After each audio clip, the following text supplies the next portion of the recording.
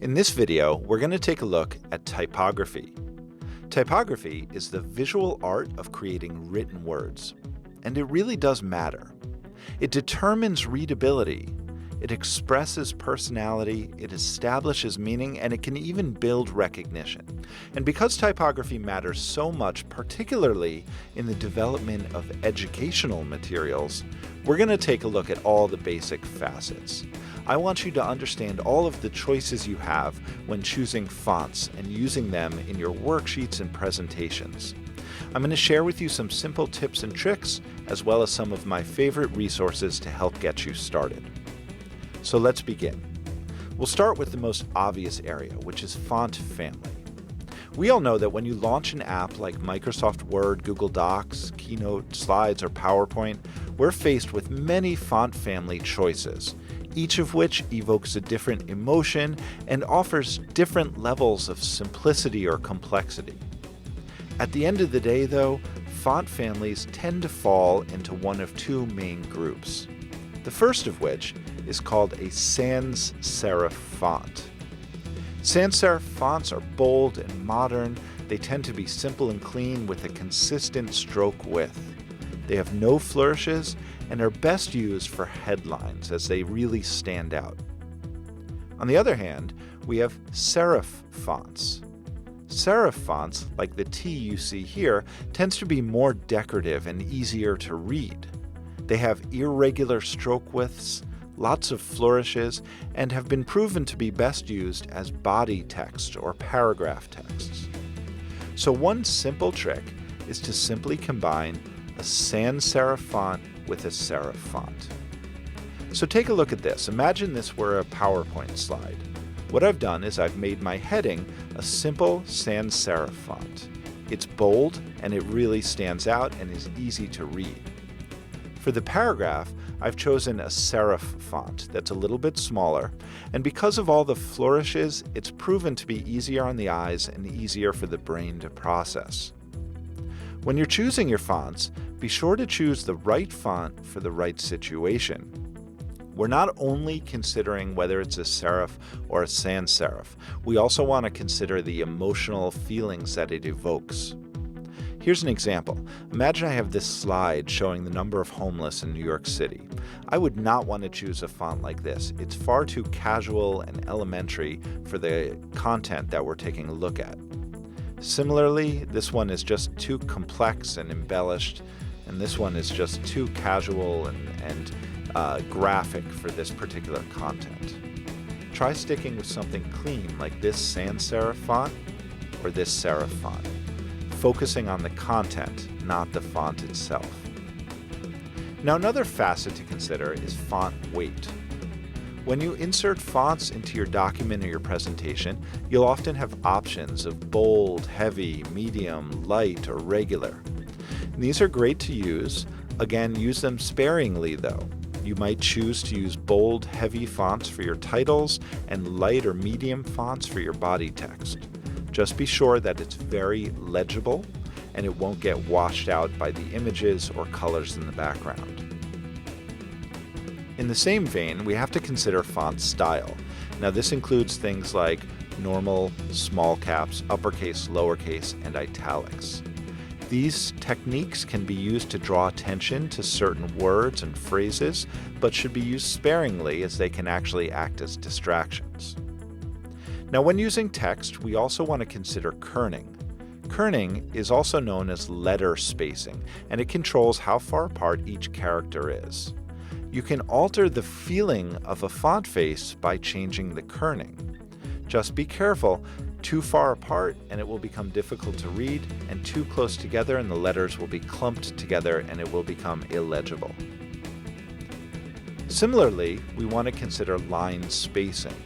Now this is the vertical spacing between the lines of our text. They can be spread very far out or pulled very close together. What I often do is add a little bit of spacing after the title and a little bit of spacing between the text. Just enough to make it legible and add some white space, but not so much that things are taking up too much room. This is a comfortable setting here. And then, of course, we want to consider color. This is a place where lots of educators go wrong. They want to make their slides and documents more exciting and engaging, so they add bright colors. But at the end of the day, the documents and slides end up being illegible. For example, look at this slide. It's got the same font faces and spacing that we saw earlier, but with a bad selection of colors, making it very hard to read. Similarly here, with a darker background, we have to be very careful of the choices we make so that the text remains attractive and visually engaging, but also legible. What I would typically do is use the same color for the headings in the body, or if I want a little more interest, I can use a slightly darker hue for the headings and a slightly lighter color for the body to draw some contrast between the two. Either one of those is fine as long as the colors are not too extreme. If you're using a dark or colored background, a good tip is to use white for the headings and then a slightly transparent white for the body. So you set the font for the body to be white and then make it 70% transparency or something like that. What's nice about this is if you use a colored background, the color actually bleeds through the body text, making it look very coordinated. You can see that here with this blue background or even a brighter purple background.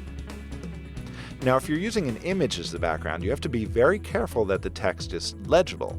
This white text just does not have any contrast against the sky in this image. So my suggestions would be use a darker color, that's pretty obvious, or if you want to use white, you can add a transparent box or shape to the background to help it stick out off the page. You can also consider using a drop shadow that will help make the text stand out against the light-colored background. Next, let's consider font size. Font size is really important in design. I can't tell you how many times I've seen handouts with font that's far too small to be legible and presentations that have too many words crammed onto one slide in a font size that's barely visible. So a good rule of thumb is to have your header font generally about 1.2 to 1.5 times as large as the body font. Here are some good baselines to go by.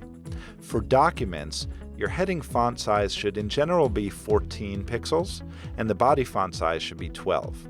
Anything smaller than that, and it becomes difficult to read. For presentations, headings should be at least 36 pixels, and the body font should be at least 28 pixels. Again, anything smaller than that, it becomes difficult to read. So now that we've taken a look at all of these different facets of typography, what we want to do is try and create a brand for our classroom.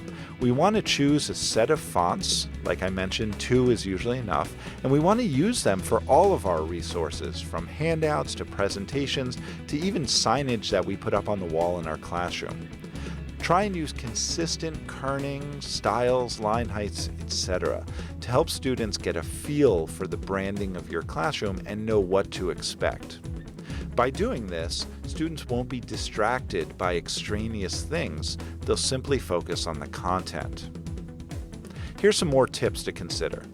In general, stay away from fancy fonts. They're too distracting and often hard to read. If you can, stick to 2 fonts. I like to use a combination of a sans-serif for my headings and a serif for my body fonts. If I need to add emphasis, I can use font weights, making certain things bolder and others lighter. And then this last one is really a pet peeve of mine. Try and avoid, on documents in particular, widows and orphans. Here's what those are. A widow is when you have a single word that wraps onto a new line. It's distracting and it's hard for the brain to follow. An orphan is when you have one line and the rest of its paragraph is cut off onto another page. So try and adjust your spacing, font size, and kerning to avoid these widows and orphans. It will help create a more usable resource. Speaking of resources, here's some of my favorite tools that you can check out as you start exploring typography and creating a brand for your classroom. Of course, Google Fonts is one of the best places to start, particularly for those of you who use Google Docs and Google Slides as your main productivity tools. Google Fonts offers thousands of different fonts in a really easy searchable and sortable database. You can access all of them through the G Suite apps, and you can download them to your computers for free to use in apps like Microsoft Word or Apple Keynote.